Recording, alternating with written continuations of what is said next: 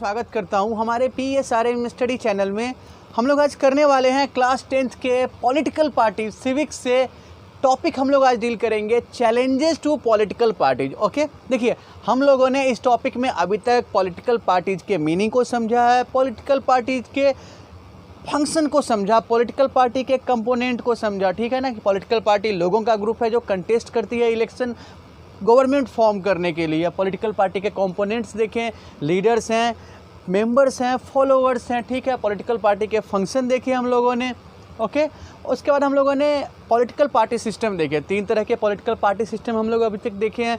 1 party system जिसमें country में एक पॉलिटिकल पार्टी होती है, जिसका एग्जाम्पल है चाइना। ठीक है, उसके बाद हम लोगों ने 2 पार्टी सिस्टम देखा कि कंट्री में मेनली 2 पॉलिटिकल पार्टी होते हैं और वही आपस में कॉन्टेस्ट करते हैं इलेक्शन, और जो पावर होता है वो इन्हीं 2 पार्टी के बीच में चेंज होता रहता है, शिफ्ट होता रहता है।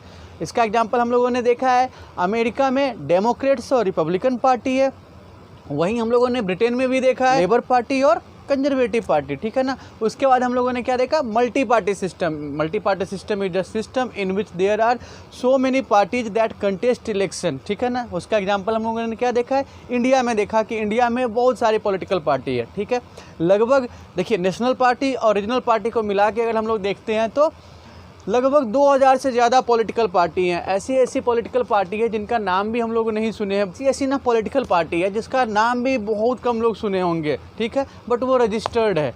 जैसे भरोसा पार्टी है एक। ठीक है, भरोसा पार्टी हो गया, सबसे बड़ी पार्टी, साफ नीति पार्टी। तो थोड़े ऐसे नाम है, अनहर्ड नेम है, बट वो पार्टी है। तो इंडिया में लगभग 2000 पार्टी है रजिस्टर्ड, चाहे वो नेशनल पार्टी हो चाहे वो रीजनल पार्टी हो। ठीक है, तो हम लोगों ने मल्टी पार्टी सिस्टम का एग्जाम्पल देखा। आज जो हम लोग करने वाले हैं वो करने वाले हैं चैलेंजेस टू पॉलिटिकल पार्टी। ठीक है, देखिए चैलेंजेस टू पॉलिटिकल पार्टी में सबसे पहले हम लोग वर्ड चैलेंज को समझते हैं। ठीक है ना, चैलेंज जब हम कहते हैं तो चैलेंज से हमारा मतलब एक ऐसी सिचुएशन या प्रॉब्लम से होता है।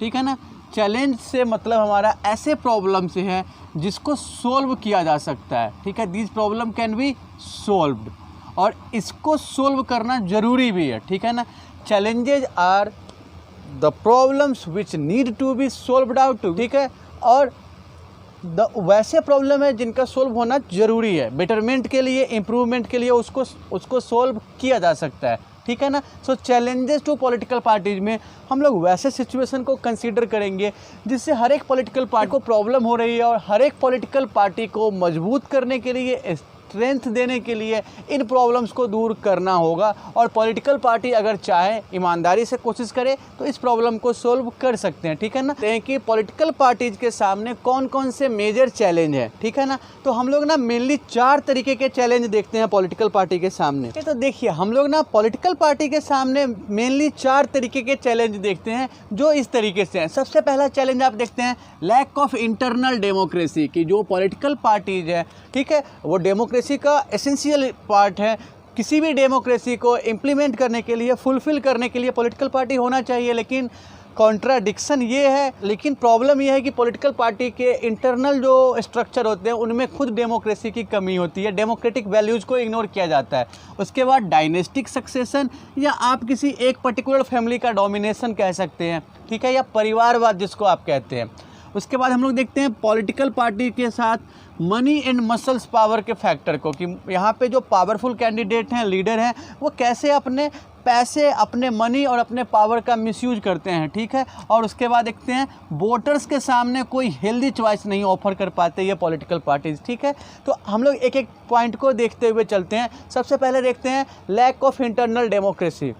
तो हम लोग ना सबसे पहले चैलेंज को देखते हुए चलते हैं। सबसे पहला चैलेंज जो हर एक पॉलिटिकल पार्टी फेस कर रही है, या हर पॉलिटिकल पार्टी में आप ये डिमेरिट्स देखते हैं, वो है लैक ऑफ इंटरनल डेमोक्रेसी। कोई भी पॉलिटिकल पार्टी खुद को तो बोस्ट करती है कि वो डेमोक्रेटिक वैल्यू की रिस्पेक्ट करती है, इवन वो डेमोक्रेसी को गार्ड करने के लिए, कंट्री में डेमोक्रेसी को फुलफिल करने के लिए कोई भी पार्टी इलेक्शन कंटेस्ट कर रही है, कैंडिडेट अपने ऑफर कर रही है। पॉलिटिकल पार्टी का सारा फंक्शन, अपना इलेक्शन कैंपेन के किसी लीडर की स्पीच सुनिए तो हर एक पार्टी के लीडर यही कहते हैं कि वो डेमोक्रेसी के सिक्योरिटी गार्ड के तौर पे एग्जिस्ट करते हैं, ठीक है ना। वो कॉन्स्टिट्यूशन और डेमोक्रेसी को प्रमोट करने वाले हैं। बट दिक्कत कहाँ पे है कि पॉलिटिकल पार्टी के अंदर, पॉलिटिकल पार्टी का जो इंटरनल स्ट्रक्चर है, वहाँ पे आप देखते हैं तो डेमोक्रेटिक वैल्यू को इग्नोर किया जाता है। कैसे इग्नोर किया जाता है? तो जो भी इंपॉर्टेंट डिसीजंस होते हैं पार्टी में, ठीक है, वो जो पार्टी हेड होते हैं वही लेते हैं और वही डिसीजन सारे मेंबर्स के ऊपर बाइंड होता है, ठीक है। या फिर कुछ जो टॉप लीडर्स हैं उनके ग्रुप डिसीजन लेते हैं। जबकि पार्टी में हम लोग जानते हैं कि पार्टी में जो भी डिसीजन लिए जाने चाहिए तो वो जो ग्राउंड लेवल के मेंबर्स हैं उनके भी डिसीजन को कलेक्ट किया जाना चाहिए, उनके ओपिनियंस कलेक्ट किए जाने चाहिए। लेकिन ऐसा नॉर्मली होता नहीं है, ठीक है ना। तो the first point we see is every party boast of its democratic value and acts as a promoter of democracy but ignores democratic value itself in the internal structure. हर एक पॉलिटिकल पार्टी बोस्ट करती है अपने democratic value के बारे में, लेकिन अपने इंटरनल स्ट्रक्चर में ही डेमोक्रेसी को क्या कर रही है? इग्नोर कर रही है। क्योंकि वहाँ पे आप क्या देख रहे हैं कि कुछ लोगों का डोमिनेशन है, लीडर्स के या टॉप लीडर्स का डोमिनेशन है, जो कि डेमोक्रेटिक वैल्यू के अपोजिट आप देखते हैं, ठीक है ना। डेमोक्रेसी क्या चीज़ ऑफर करती है? डेमोक्रेसी यूनिफॉर्मिटी ऑफर करती है, इक्वलिटी ऑफर करती है कि जो भी डिसीजन होने चाहिए वो सभी लोग मिल के लें। ये चीज़ आप पार्टी में मिस कर रहे हैं, ठीक है ना। सो एक हम लोग क्या देख रहे हैं, पार्टी में डिसीजन टॉप लीडर्स लेते हैं, ठीक है। उसमें आप क्या देखते हैं, देखिए जो भी पार्टी के टॉप लीडर्स हैं वो क्या कर रहे हैं? मेंबर्स को इग्नोर कर रहे हैं, मेंबर्स के ओपिनियन को कंसीडर नहीं कर रहे हैं। So in most of the political party the party head और the top leaders take decision and even don't take advice from its member, ठीक है। हर एक पार्टी में देखते हैं कि मेंबर्स की एडवाइस तक को लेना मुनासिब नहीं समझते टॉप के लीडर। वो जो डिसीजन लेते हैं वो मेंबर्स को फॉलो करना पड़ता है, ठीक है ना। तो ये भी एंटी डेमोक्रेटिक है, ठीक है ना। ये भी डेमोक्रेटिक स्पिरिट के अपोजिट है। उसके बाद आप देखते हैं कि जो पॉलिटिकल पार्टी में जो डिसीजन लिए जाते हैं, ऑर्डिनरी जो मेंबर्स होते हैं, साधारण मेंबर्स जो होते हैं, उन्हें पता भी नहीं चल पाता कि पार्टी के टॉप लीडर का जो काम करने का तरीका है, जो डिसीजन मेकिंग प्रोसेस है वो कैसा है, पार्टी के जो इन्फॉर्मेशन है उसके बारे में वो अवेयर नहीं होते हैं, ठीक है ना। So ordinary members remain uninformed about the strategy and methods of discussion in the party. जो ऑर्डिनरी मेंबर होते हैं, साधारण मेंबर होते हैं, वो पार्टी के स्ट्रेटेजी और मेथड के बारे में नहीं जान पाते हैं। तो हम लोग ये देख रहे हैं कि पॉलिटिकल पार्टी में ट्रांसपेरेंसी होनी चाहिए, ठीक है, ताकि मेंबर्स और टॉप लीडर्स इनके बीच में जो भी चीज़ें हैं, जो भी बैरियर हैं वो ख़त्म होने चाहिए, ठीक है ना। तो पार्टी आपका क्या होगा? पार्टी सही मायने में मजबूत होगी, सही मायने में डेमोक्रेटिक होगी। उसके बाद हम लोग देखते हैं ये हमारे इंडिया के पॉलिटिकल सिस्टम की एक बहुत बड़ी डिमेरिट है, ठीक है। मोस्ट ऑफ द पार्टी आप देखिएगा तो एक ही फैमिली के अंडर में है, ठीक है। और ये चीज़ ना इंडिया के लिए, देखिए हम लोगों ने फ्रेंच रिवॉल्यूशन पढ़ा था, 9th में पढ़े थे ना, तो वहाँ पे हम लोगों ने बर्थ बेस्ड प्रिविलेज टर्म देखा था। वहाँ पे हमने समझा कि ये तरीका कितना गलत था। नोबेल के बेटे नोबेल होंगे, राजा के बेटे राजा होंगे, ऐसे देखा था ना हम लोगों ने, ठीक है। तो वो क्या था? बर्थ बेस्ड प्रिविलेज था। उसके अगेंस्ट में रिवॉल्यूशन हुआ था, फ्रेंच रिवॉल्यूशन। आज अपने इंडिया के पॉलिटिकल सिस्टम में देखिएगा तो कहीं ना कहीं वो बर्थ बेस्ड प्रिविलेज वाला सिस्टम आपको दिखाई देता है, ठीक है। वो आपको, अभी तो हमारे देश में ऐसा माहौल बना हुआ है, अभी अपने कंट्री का माहौल देख रहे हैं आप, ठीक है ना। तो अभी ये माहौल बना हुआ है कि जो ये परिवारवाद है, या चाहे कोई भी फील्ड हो, ख़ास तौर पे जो सुशांत सिंह राजपूत के आत्महत्या के बाद, या जो अब उस पर भी जांच चल रही है, तो उसके बारे में हम लोग ज़्यादा कुछ कह नहीं सकते, लेकिन एक कंट्री में ना एक बहस छिड़ी है, ठीक है। लोग अब इस पर खुल के बात कर रहे हैं कि क्या किसी भी फील्ड में एक परिवार के मेंबर को, एक परिवार का डोमिनेशन होना चाहिए, या टैलेंटेड लोगों की कद्र होनी चाहिए, ठीक है। अभी ये बहस चल रही है, आप लोग भी सोशल मीडिया पे हैं तो इन चीज़ों को काफ़ी ज़्यादा देख रहे हैं, ठीक है। हम लोग फिलहाल पॉलिटिकल पार्टी पे उस चीज़ को लेके चलते हैं, ठीक है। डायनेस्टिक सक्सेशन, डायनेस्टिक सक्सेशन का मतलब क्या होगा कि एक ही डायनेस्टी के, एक ही फैमिली के जो मेंबर्स होंगे वही रूल करेंगे, उन्हीं को पावर मिलता रहेगा, ठीक है। हमारे यहाँ पॉलिटिकल पार्टी, आप कोई भी पॉलिटिकल पार्टी देख लो, ठीक है, मैं किसी पार्टी का नाम नहीं ले रहा हूँ, बट आप ऑब्जर्व कर सकते हैं, ठीक है। चाहे वो नेशनल पार्टी आप देख रहे हैं या रीजनल पार्टी देख रहे हैं, रीजनल पार्टी पे तो खास तौर पे आपको ये चीज़ दिखाई देगा कि एक पार्टी के हेड है, उनके बाद उस पार्टी का जो लीडरशिप है वो उनके बेटे के हाथ में है, ठीक है।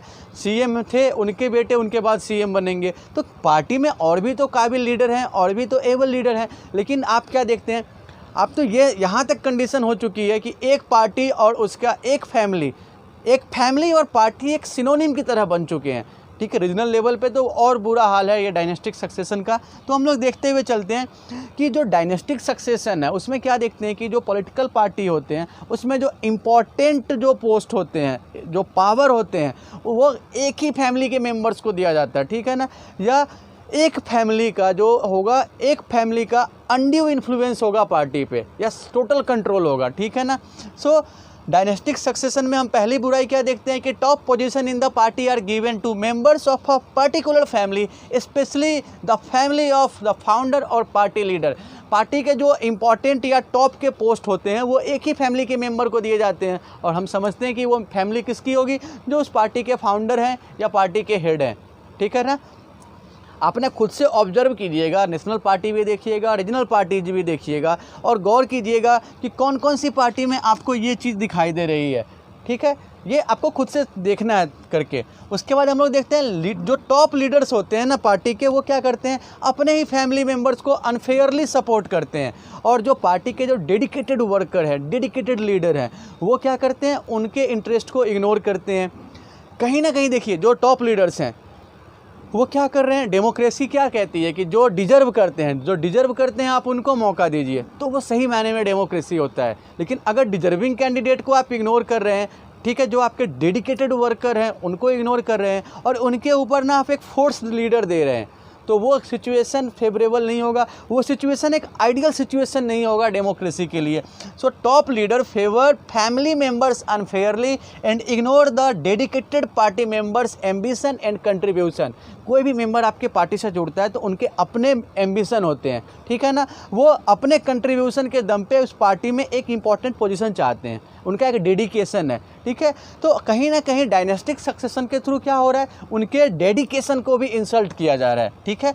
उसके बाद हम लोग देखते हैं कि जो ये डायनेस्टिक सक्सेशन में हम लोग क्या देखते हैं, the domination of a particular family over party is not good for democracy as well as the party, because position is not held on the basis of ability but on birth in a particular family। ये जो dynastic succession या एक family का domination है party में, वो ना तो डेमोक्रेसी के लिए अच्छा है, ठीक है, ना ही पार्टी के लिए अच्छा है। The dynastic succession is not good for the party as well as the democracy, ठीक है ना।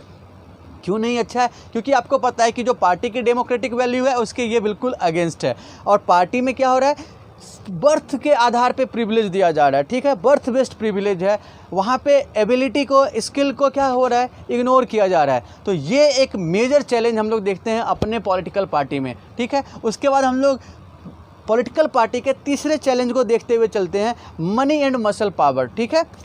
ओके, तो लैक ऑफ इंटरनल डेमोक्रेसी और मनी एंड मसल पावर के बाद हम लोग पॉलिटिकल पार्टी के थर्ड चैलेंज को देखते हुए चलते हैं। थर्ड चैलेंज हम लोग देखते हैं मनी एंड मसल पावर, ठीक है ना। देखिए कोई भी पॉलिटिकल पार्टी हो, आप देख सकते हैं कि पॉलिटिकल पार्टी में वैसे लीडर्स जो काफ़ी ज़्यादा वेल्दी हैं, रिच हैं, या क्रिमिनल बैकग्राउंड वाले लीडर्स काफ़ी ज़्यादा हैं, ठीक है ना। हमारे यहाँ पे जो इलेक्शन होता है तो हर एक पॉलिटिकल पार्टी ना फोकस करती है इलेक्शन को जीतने पे, ठीक है ना, और इस चीज़ में वो क्या करते हैं, कई बार जो मोरल ग्राउंड्स होते हैं उसको इग्नोर करते हैं, मोरालिटी को इग्नोर करते हैं, ठीक है, और वैसे कैंडिडेट को सेलेक्ट करते हैं जिस पे वो श्योर्ड होते हैं कि वो अपने पावर के दम पे, अपने पैसे के दम पे वोटर्स को इन्फ्लुएंस कर सके, ठीक है। तो कहीं ना कहीं पॉलिटिक्स में वेल्दी और क्रिमिनल लोगों का और वेल्दी और एंटी सोशल लोगों का पार्टिसिपेशन बढ़ता जा रहा है, ठीक है ना। ये एक बहुत बड़ा कंसर्न है इंडियन पॉलिटिक्स के लिए, ठीक है। तो हम लोग इसमें क्या देखते हैं, मनी एंड मसल पावर में every party aim at winning election by hook और बाय क्रूक, ठीक है ना। कोई भी पार्टी किसी भी कीमत पे इलेक्शन जीतना चाहती है। So party aims at winning election by hook और by crook to ensure victory in election. Parties ignore what is right और रॉन्ग। कोई भी पॉलिटिकल पार्टी इग्नोर करती है कि क्या सही है क्या गलत है, उन्हें बस किस चीज़ से मतलब है कि कैसे भी उनके कैंडिडेट को इलेक्शन में जीत मिले, ठीक है ना। सो पार्टी क्या कर रही है, मोरालिटी को इग्नोर कर रही है, ठीक है ना। पार्टी का प्राइम फोकस क्या है, इलेक्शन को जीतना। उसके बाद आप क्या देखते हैं कि पार्टी ना टिकट ना कई बार ऐसे लोगों को देती है।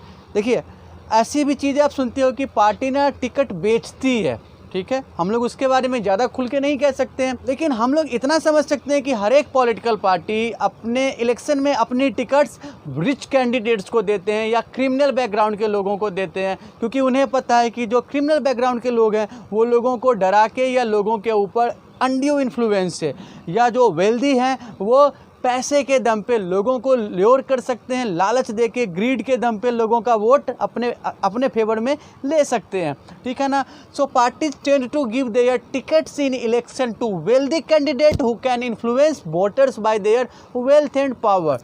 क्लियर है ये पॉइंट। उसके बाद हम लोग क्या देखते हैं कि पार्टी ना क्रिमिनल बैकग्राउंड के लोगों को भी टिकट देने से पीछे नहीं हटती है। एक ना शेर है इकबाल का, ठीक है, उसमें ये लाइन है, जमहूरियत वो तर्जे हुकूमत है कि जिसमें बंदों को गिना करते हैं तोला नहीं करते। जमहूरियत का मतलब ना डेमोक्रेसी होता है, ठीक है, उर्दू में जमहूरियत और डेमोक्रेसी।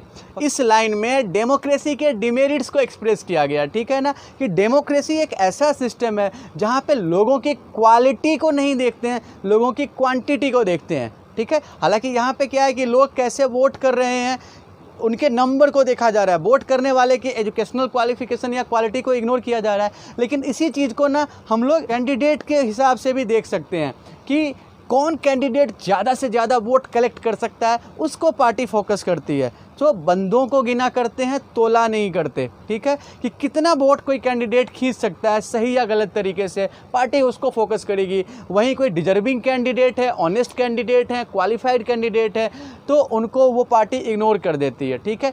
उसके बाद हम लोग आते हैं कि पॉलिटिकल पार्टी के हम लोगों ने 3 कमियां देखी है, lack of internal democracy, money and muscle power, dynastic succession. इन सब का असर किस पे आ रहा है?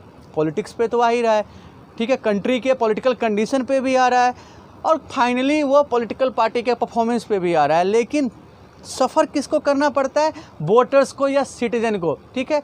कई बार सिटीजन्स के सामने ऐसी चॉइस, ऐसी कंडीशन हो जाती है कि उन्हें चूज करना मुश्किल हो जाता है। कई बार ना इन प्रॉब्लम्स के कारण, इन चैलेंजेस के कारण वोटर्स के सामने ऐसी सिचुएशन आती है कि वो इलेक्शन में किसी एक कैंडिडेट को इलेक्ट करने में कंफ्यूज होते हैं कि वो कौन से कैंडिडेट को इलेक्ट करे, क्योंकि वोटर्स के एक्सपेक्टेशन के हिसाब से, वोटर्स के चॉइस के हिसाब से इलेक्शन में कैंडिडेट्स नहीं होते हैं, ठीक है। हम कह सकते हैं कि political parties do not offer choice to voters, ठीक है, यानी वोटर्स जैसे कैंडिडेट चाहते हैं, ठीक है, वोटर्स तो वोट करेंगे, जो भी कैंडिडेट होंगे जिस भी पार्टी के होंगे, वोटर्स किसी एक को ही वोट करेंगे। अब प्रॉब्लम उनके सामने ये होती है कि जो पॉलिटिकल पार्टी है उन्होंने जो कैंडिडेट नॉमिनेट किए हैं इलेक्शन में, वोटर्स के हिसाब से, वोटर्स के एक्सपेक्टेशन के हिसाब से वो कैंडिडेट्स नहीं है। अब उस कंडीशन में वोटर क्या होते हैं? फोर्स्ड होते हैं, किसी एक को तो उन्हें चुनना है, ठीक है ना। So every party seems similar in their approach to win election and ignores people's desire and necessity. Parties do not offer meaningful choice to the voters. Parties लोगों के सामने मीनिंगफुल चॉइस ऑफर नहीं करती है, ठीक है। Voter find themselves forced to choose between bad and worse sometimes. Voters को लगता है कि वोटर्स के सामने ऐसी सिचुएशन होती है कि उन्हें बुरा, बैड और वर्स में चूज करना होता है, ठीक है ना, बद और बदतर से चूज करना होता है कि किसी एक को चूज करना है। और ये सिचुएशन किसी भी डेमोक्रेटिक कंडीशन के लिए सही, ये सिचुएशन किसी भी डेमोक्रेटिक सोसाइटी में सही नहीं माना जाएगा, क्योंकि डेमोक्रेसी से हम लोग क्या सपोज करते हैं कि डेमोक्रेसी हमें एक हेल्दी चॉइस देगा, ठीक है ना, डेमोक्रेसी हमें एक रिप्रेजेंटेशन का हेल्दी चॉइस ऑफर करेगा, और यहाँ पे लोग उससे डिवाइड हो रहे हैं, ओके। तो हम लोग ना आज के टॉपिक में डेमोक्रेसी में पॉलिटिकल पार्टीज के सामने जो बेसिक चैलेंजेज हैं उसको हम लोग कंसीडर कर रहे थे। मैं उम्मीद करता हूँ कि आज के क्लास में आप लोगों ने आज के टॉपिक को काफ़ी अच्छे से समझ लिया होगा। अगर फिर भी कोई प्रॉब्लम आती है तो आप स्क्रीन पे फ्लैश हो रहे व्हाट्सएप नंबर पे अपने प्रॉब्लम शेयर कर सकते हैं। और अगर आपको ये वीडियो पसंद आया तो आप हमारे चैनल को लाइक और सब्सक्राइब करेंगे। Thank you.